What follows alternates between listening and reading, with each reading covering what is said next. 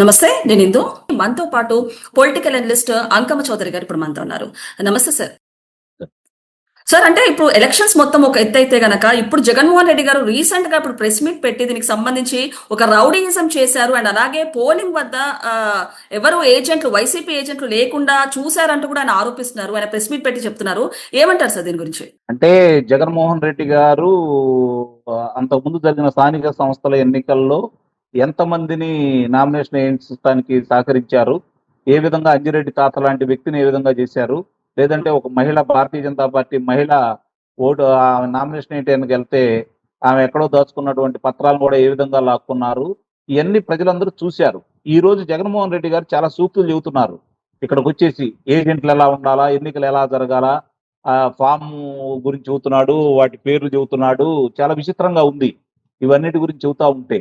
మరి ఇవన్నీ గతంలో ఎందుకు లేవు పులివెందల్లో, ఇప్పుడు మాత్రం ఎందుకు గుర్తొచ్చినాయి?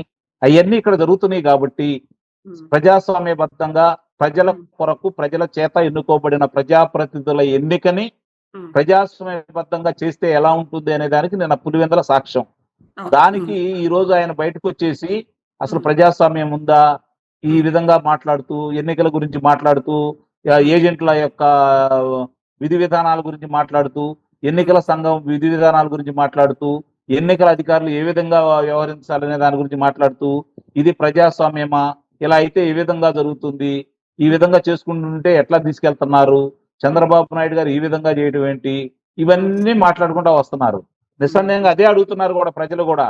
ఈ రోజు అక్కడ ఏమన్నా సరే మీ మీ ఏజెంట్లని ఎందుకు రానివ్వలేదు, ఏం జరిగింది, దాని గురించి వివరణ ఇవ్వండి. న్యాయస్థానాలు అయితే ఉన్నాయి కదా, వాటి గురించి మాట్లాడుకోకుండా అంటే ఇక్కడ చాలా స్పష్టంగా అతనికి చాలా స్పష్టంగా అర్థమైపోయింది. ప్రజలకి స్వేచ్ఛగా ఓట్లు వేయించగలిగితే వాళ్ళు ఏ విధంగా తిరగబడతారంటానికి ఈ రోజు పులివెందల ఉప ఎన్నిక సందర్భంగా చాలా స్పష్టంగా అర్థమైపోయింది. నిజంగా ప్రజలందరూ 70% మంది ఆయన ఎమ్మటే ఉంటే, ఆ 60,000 ఓట్ల ఆధిక్యత వాళ్లే ఉంటే, ఎంతమంది పోలీసులు అక్కడ ఉంటే మాత్రం ఏం చేయగలుగుతారు? చాలా ఉప ఎన్నికలు చూసాం మనం, చాలా ఉప ఎన్నికలు చూసాం. నీ ప్రభుత్వం ఉండగా ముగ్గురు ఎమ్మెల్సీలు గెలిచారు తెలుగుదేశం పార్టీకి. ఇక్కడ ఇదే పులివెందల్లో కూడా ఆధిక్యత వచ్చింది. మరి ఎలా వచ్చింది, ఏ విధంగా రాగలిగింది? నీ మీద అభిమానంగా ఉంటే మరి ఆ రోజు నువ్వే కదా ప్రభుత్వంలో ఉంది, నీ ఎన్నికల సంఘం వాళ్లే కదా చేసింది, నీ అధికారులే కదా అక్కడ ఉంది, మరి ఆ రోజు ఎందుకు ఓడిపోయావు నువ్వు? ఇది అన్ని సార్ ఇంకొకటి ఆదినారాయణ రెడ్డి గారి గురించి ఆయన కొన్ని వ్యాఖ్యలు చేశారు జగన్మోహన్ రెడ్డి గారు, ఏమంటారు సార్ దీని గురించి? ఆదినారాయణ రెడ్డి గారి గురించి ఈ రోజు చేసేది ఏముంది?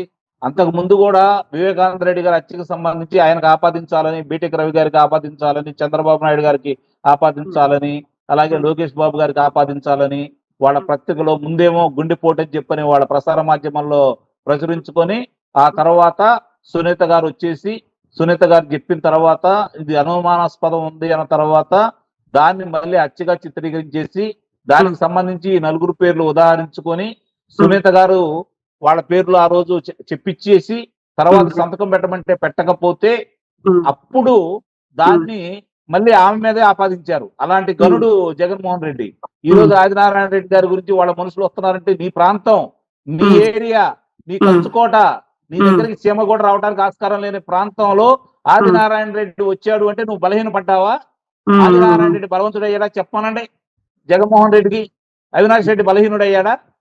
అంటే ఇప్పుడు ఆదినారాయణ రెడ్డి గారు అక్కడ బలవంతుడా నీకంటే పులివెందల్లో? ఒప్పుకోమనండి, ఒప్పుకుంటే అయిపోయినట్టే కదా.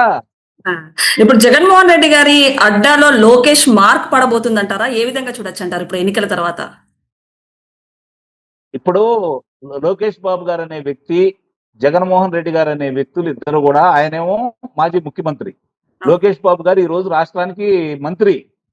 అన్ని పాఠశాలలు వాటికి సంబంధించిన సాంకేతికంగా మిగిలిన విషయాలన్నిటి కూడా చూసుకోవాల్సిన బాధ్యత ఆయనకు ఉంది.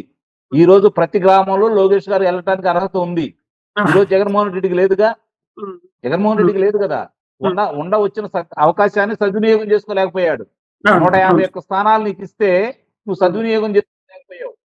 ఈ రోజు వచ్చేసి లోకేష్ బాబు గారి ఫ్లెక్సీ, అక్కడ లోకేష్ బాబు గారి ఫ్లెక్సీ పెడతారు, ఎందుకు పెట్టరు? నువ్వు బలహీన పడినావు అని చెప్పి అర్థమైపోయింది. వాళ్ళు వాళ్ళు బలవంతులుగా అక్కడ తయారవుతున్నారు కాబట్టి వాళ్ళ బలాన్ని చూపించుకుంటారు. తప్పేం లేదు కదా దాంట్లో. ఫ్లెక్సీ పెట్టుకుంటే వచ్చే నష్టం ఏముంది? అసలు అక్కడ వేరే వాళ్ళు వచ్చి ఓట్లు అడగటానికి కానీ, ఓట్లు వేసుకోవడానికి కానీ, ఫ్లెక్సీలు పెట్టడానికి కానీ ఈ రోజు అక్కడ వేరే వాళ్ళు వచ్చారు అంటే అది నీ అసమర్థత, నీ చేతగానితనం. అవినాష్ రెడ్డిది కానీ నీది కానీ మీ ఇద్దరిది చేతగానితనం వల్ల వేరే వాళ్ళు వచ్చారు. నీ ప్రజలు నీ ఎమ్మటుంటే ఎంతమంది వస్తే ఏం చేస్తారు చెప్పండి?